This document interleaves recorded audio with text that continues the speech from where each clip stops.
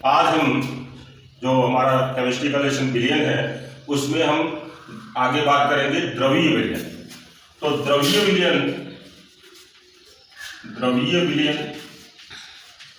विलयन में यानी जिसमें विलायक हमारा क्या है, द्रव, और यहाँ विलेय क्या किसकी बात करेंगे हम, गैस की।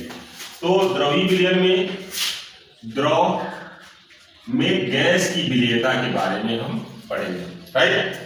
तो दोस्तों द्रव में गैस के विलेयता पर दाब का क्या प्रभाव पड़ता है, इस टॉपिक में हम इस बात की चर्चा करेंगे और हेनरी का नियम भी पढ़ेंगे, राइट। तो आपने देखा होगा शिकंजी पिया है, गर्मी में जो है ठेलों पे दिखता है शिकंजी। क्या होता है, ये कांच का बोतल होता है जिसमें वो शिकंजी होता है और ऊपर जो है वो कंचा लगा होता है और उसको दबाते हैं तो उसमें से ऐसे झाग टाइप में निकलता है, उसको पानी में डाल के पीते हैं या आप शीतल पेय पदार्थ पीते हैं। तो उसमें क्या होता है, कार्बन डाइऑक्साइड घुली रहती है, वो कैसे घुली जाती है, ठीक है, इसकी हम चर्चा करेंगे। साथ में आप देखते हैं दोस्तों कि जो जल होता है, जल में ऑक्सीजन बहुत अल्प मात्रा में विलय होती है और उतनी विलय होती है जितना कि जलीय जीवों के सांस लेने के लिए आवश्यक हो। वहीं जो है जो आपका HCl गैस है वो जल में पूर्ण रूप से क्या होती है, विलय होती है। तो नीचे आपको मैं ये जो फिगर दिख रहा है उसमें आप देखें कि जब द्रव में कोई पात्र है उसमें आधा द्रव है आधा गैस है और उसमें जो बाट है थोड़ा सा रखा हुआ है, तो उसके गैस के कुछ अणु द्रव में क्या हो रहे हैं, विलय हो रहे हैं, विलायक, ठीक है। जबकि दूसरा जो आपका ये फिगर में जो दूसरा पात्र है उसमें जब हम वेट बढ़ाते हैं यानी जब दाब बढ़ाते हैं तो गैस के बहुत से अणु जो है द्रव में यानी विलायक में क्या होते हैं, खुलने लगते हैं। तो इस तरह से दोस्तों द्रव में दाब बढ़ाने पर द्रव में गैस की विलेयता क्या होती है, बढ़ती है, राइट। दाब बढ़ाने पर, वंस अगेन फिर से समझ लीजिए कि दाब बढ़ाने पर द्रव में गैस की विलेयता क्या होती है, बढ़ती है।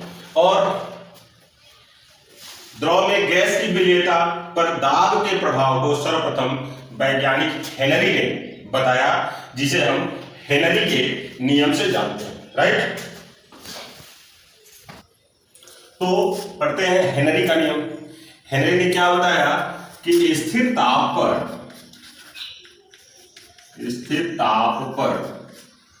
किसी गैस की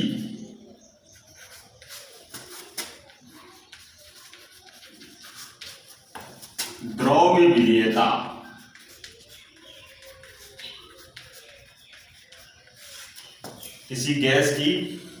विलेयता उसके आंशिक दाब के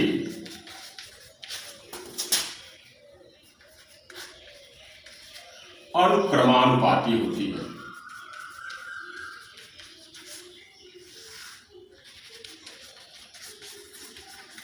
स्थिर ताप पर किसी गैस की द्रव में विलेयता उसके आंशिक दाब की क्या होती है, अनुक्रमानुपाती, राइट। तो इसको समझ लेते हैं। जैसे मान लीजिए कोई द्रव है और इसमें हम गैस को क्या कर रहे हैं, ये पिस्टन लगा हुआ है, ये गैस है और इसको हम क्या कर रहे हैं, दाब बढ़ाकर इसमें क्या कर रहे हैं, विलय कर रहे हैं। तो गैस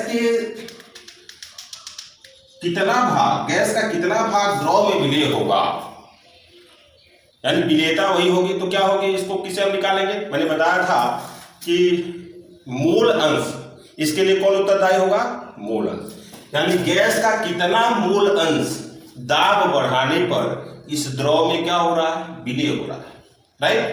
तो सपोज कीजिए कि जो गैस का मूल अंश है वो क्या है, x, राइट, और जो आंशिक दाब है वो क्या है, p है। तो इससे हेनरी का नियम जो हो जाएगा, तो जो आंशिक दाब यानी विलेयता जो होगी आंशिक दाब विलेयता के क्या होगी, अनुक्रमानुपाती होगी। तो p अनुक्रमानुपाती क्या हो जाएगा, x, ओके। और p अनुक्रमानुपाती x हो जाएगा, इसके साथ जब अनुक्रमानुपाती का चिन्ह हटता है तो क्या आता है, नियतांक आता है, और यहाँ जो है कैपिटल H नियतांक आएगा, जिसे हम क्या करते हैं, H को क्या करते हैं, H हेनरी नियतांक कहलाता है। राइट। अभी जो आपको ये फिगर में चार्ट दिख रहा है, इस चार्ट में हम भिन्न भिन्न गैसों के लिए भिन्न भिन्न जो हेनरी नियतांक होते हैं वो दिए गए हैं, तो आप इसको ध्यान से देख लें, चाहे तो स्क्रीनशॉट लेके नोट कर लीजिएगा। ठीक है, नोट कर लिए।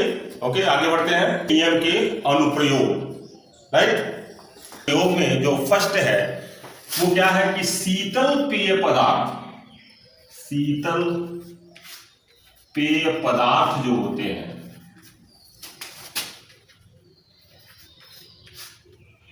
पदार्थों के जो ढक्कन होते हैं, दाब बढ़ाकर बंद किए जाते हैं।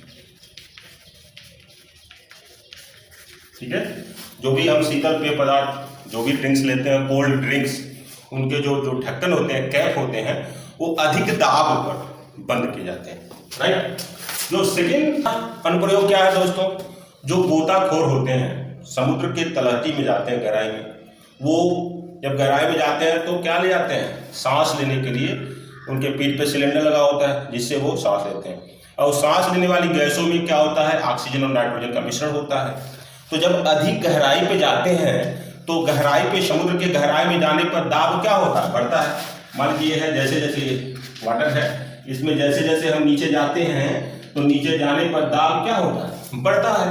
तो दाब बढ़ने के कारण उनके ब्लड में जो है गैस जो होती है, सांस वाली सिलेंडर वाली गैस की मात्रा, उसकी विलेयता क्या होती है, बढ़ जाती है। ठीक, और जब वो ऊपर आते हैं, धीरे धीरे ऊपर आते हैं, तो इससे उनके ब्लड में नाइट्रोजन गैस के बुलबुले बनने लगते हैं, जिससे उनके शरीर में भयंकर पीड़ा और दर्द और समस्या उत्पन्न हो जाती है।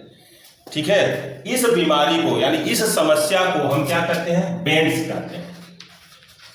ध्यान देंगे, जो ये बीमारी उत्पन्न होती है उसको हम क्या कहते हैं, बेंड्स। यानी उनके ब्लड में दाब बढ़ने के कारण गैस घुलती है, और जब वो ऊपर आते हैं तो नाइट्रोजन गैस ब्लड में बुलबुलों के रूप में हो जाती है, जिसके कारण उनके लिए मेडिकल प्रॉब्लम उत्पन्न हो जाती है। तो this kinds of disease known as bends.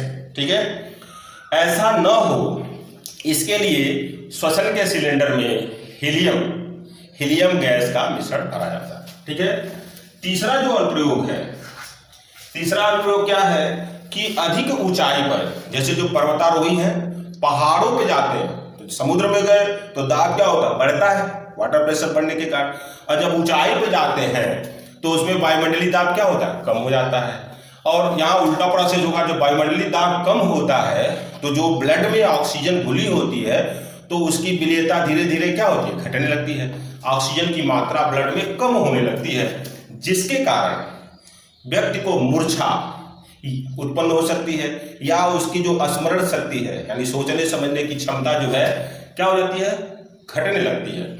इस बीमारी को एनॉक्सिया कहते हैं। क्या कहते हैं, एनॉक्सिया। राइट। तो ये आपके हेनरी के नियम के क्या हो गए, अनुप्रयोग हो गए। दोस्तों, अगर आपने हमारे वीडियो को अभी तक सब्सक्राइब नहीं किया है तो प्लीज सब्सक्राइब करें, साथ में बेल आइकन को दबा के ऑल पे क्लिक करें, जिससे आपको हमारी सभी वीडियो आसानी से मिलती रहेंगी। और साथ में लाइक और कमेंट भी दें, यही आपका जो है फीडबैक होगा, उससे ही हम इम्प्रूवमेंट कर सकते हैं। ठीक है, तो अधिक से अधिक मात्रा में इस वीडियो को शेयर करें। Thank you.